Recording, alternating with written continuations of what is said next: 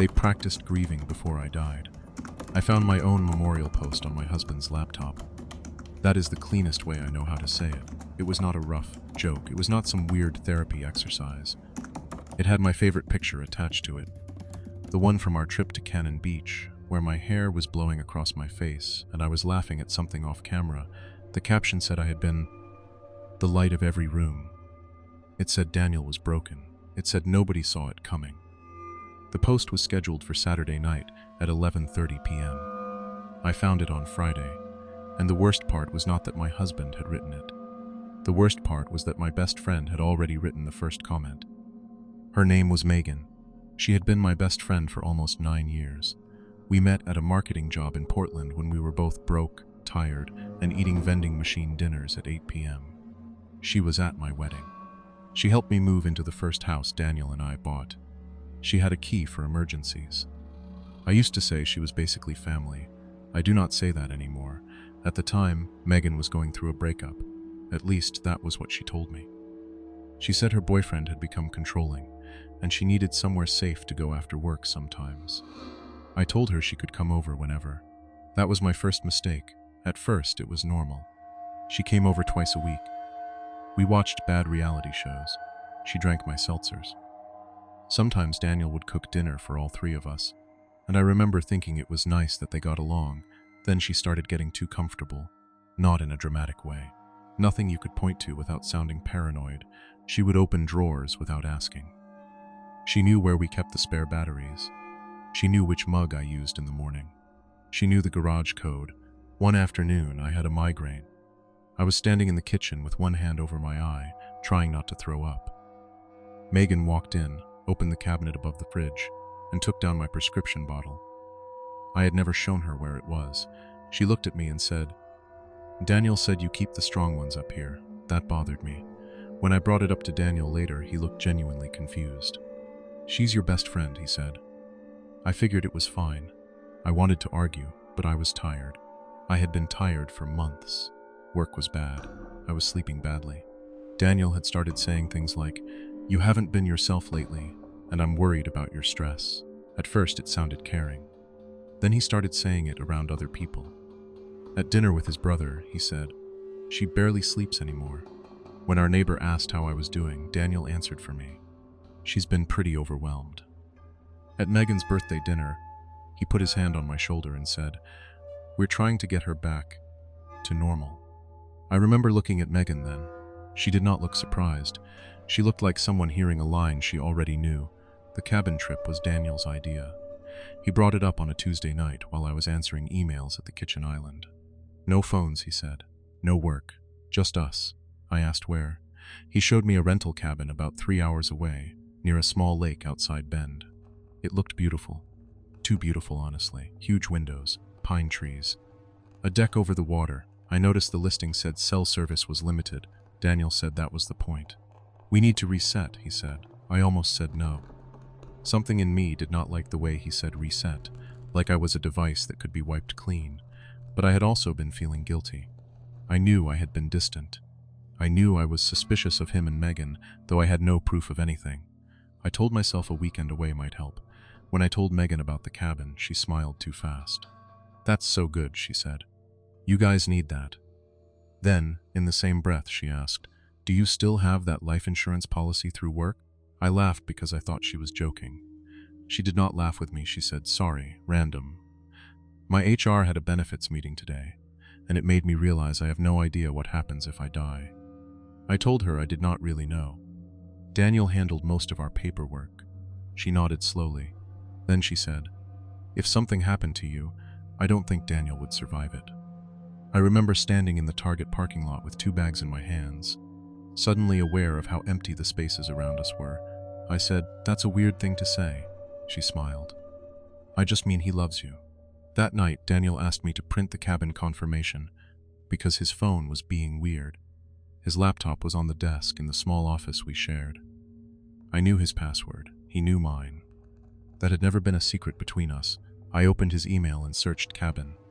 The confirmation did not come up right away, but a folder on the desktop caught my eye. It was named for after. I stared at it for a while. I wish I could say I had some strong instinct. I did not. I clicked it because it was strange, and because some part of me had already been collecting strange things for weeks. Inside were more folders, photos, statements, insurance, social. My hands went cold. I opened social first. There was a document called Daniel Post Final. It began, "I don't know how to write this. Last night I lost my wife." I stopped reading after that sentence. Not because I wanted to, but because my vision blurred so badly I could not see the rest. When I could read again, I saw my name, my full name, my age, a soft, polished version of my life. It mentioned my anxiety. It mentioned my recent stress.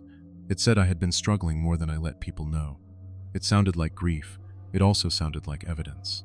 Below that was another document, Megan comment. It said, "I keep typing and deleting because none of this feels real." She was my best friend. "Daniel, I am here for you. We all are." I sat there, breathing through my mouth, because my nose had gone numb. There were more comments, some from Daniel's relatives, some from friends. They were not written by those people. They were drafted as suggestions, I guess. Lines Daniel could send them. Things they might say. Then I saw a screenshot. A scheduled post, Saturday 11:30 p.m. The cabin was booked for Saturday night. I opened the insurance folder next. There was a PDF of my life insurance policy. It had been updated 3 months earlier. Daniel was the primary beneficiary. That part made sense.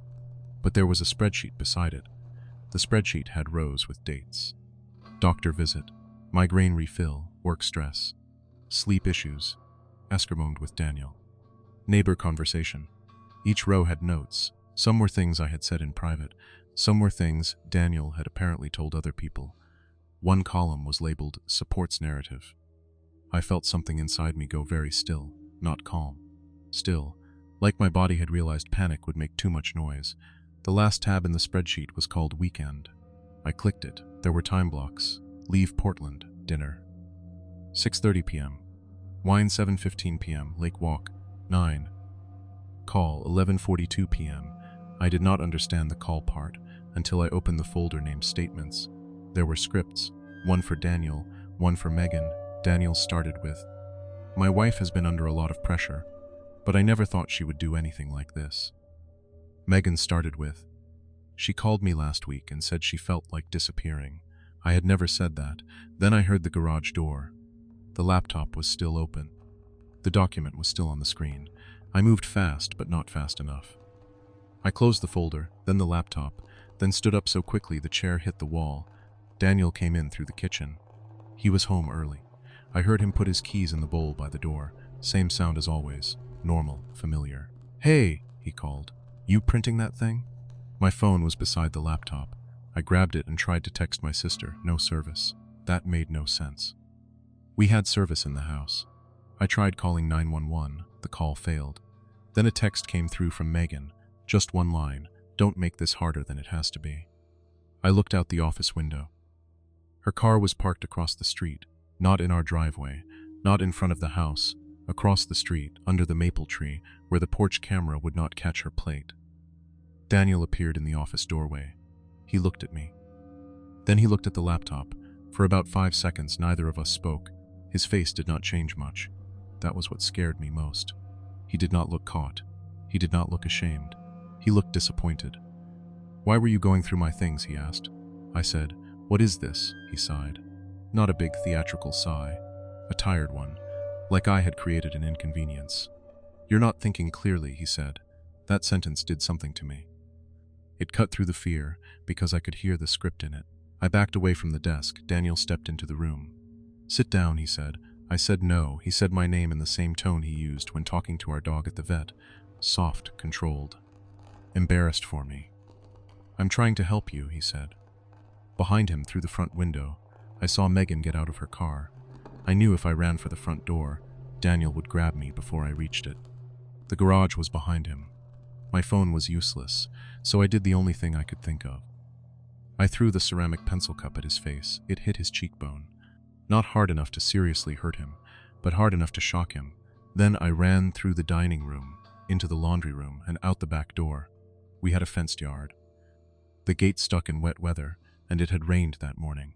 I did not bother with it.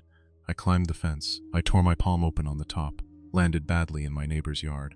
and crawled for 2 seconds before getting up again. Our neighbor, Mrs. Alvarez, was in her kitchen. I slammed both hands against her sliding glass door so hard she screamed. I must have looked insane, barefoot, bleeding, crying without realizing it. Behind me, Daniel came into our backyard. He did not run. That is one of the details that still keeps me awake. He walked to the fence and said, "Honey, come back. You're scaring people." Mrs. Alvarez opened the door just wide enough for me to fall inside. I said, "Call 911, please. My husband is trying to kill me." Daniel stood on the other side of the fence with his hands raised, like he was the reasonable one.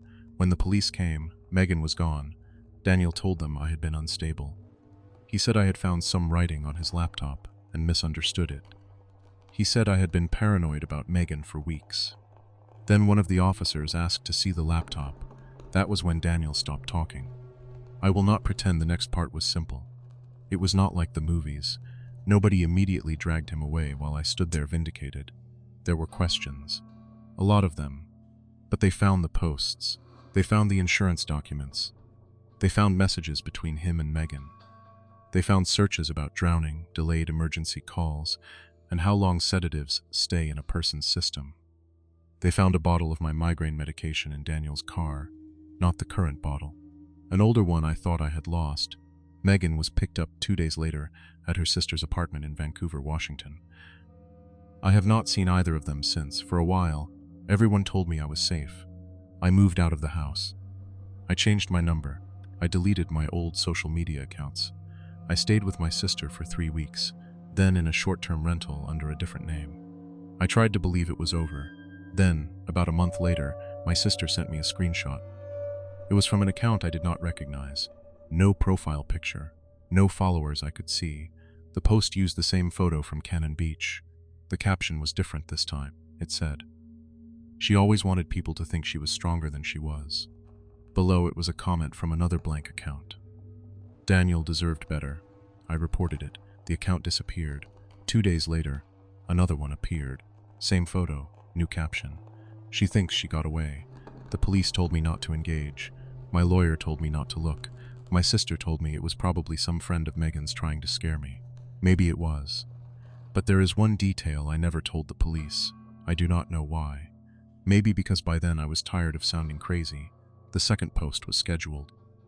I could see it in the screenshot my sister sent me because the account glitched for a second before it was deleted. It had not been posted manually. It had been queued, weeks earlier, before I ever opened Daniel's laptop. Before I ever ran to Mrs. Alvarez's house, before they knew I would survive. That is the part I still think about. Not the affair, not the money, not even the cabin. I think about the fact that somewhere, on some device or account I still have not found, there may be more posts waiting. More versions of me, more endings, more grief they practiced before I died. For a long time, I kept asking myself why I did not see it sooner. The truth is, I did. I saw it when Megan knew where my medication was. I saw it when Daniel answered questions for me in front of other people. I saw it when he kept telling everyone I was tired, stressed, not myself. I saw it when my best friend asked about life insurance in a Target parking lot, and then smiled like I was the strange one for being uncomfortable. I saw all of it. I just kept explaining it away, because the people doing it were not strangers. That is the part I want people to understand. When a stranger crosses a line, you notice it immediately. You step back, you get loud, you tell someone, but when someone you love crosses a line, you start negotiating with yourself. Maybe they meant well. Maybe you are being sensitive. Maybe marriage is supposed to feel like this sometimes. Maybe friendship means giving people access they did not earn. That is how they got close enough. Not by breaking down the door. By being handed keys. I still do not think every strange feeling means someone is trying to hurt you. I do not live like that. I cannot. But I do believe discomfort is information. If someone knows something they should not know, ask how they know it. If someone speaks for you too often, correct them in the moment. If someone makes your private struggles public, pay attention to who benefits from that version of you. And if 2 people in your life keep making you feel like you are overreacting to things that make perfect sense to be upset about, stop trying to prove your fear politely. Get distance first. Ask questions later. because by the time I found that folder, they had already written the story they wanted everyone to believe. They had made me unstable. They had made Daniel devoted. They had made Megan heartbroken. All that was left was for me to die. I used to think betrayal would feel loud, like a fight, like screaming, like catching someone in an obvious lie. It was not like that. It was quiet. It sounded like concern. It looked like help. It used my own house, my own medication, my own grief, my own face in a photo I loved.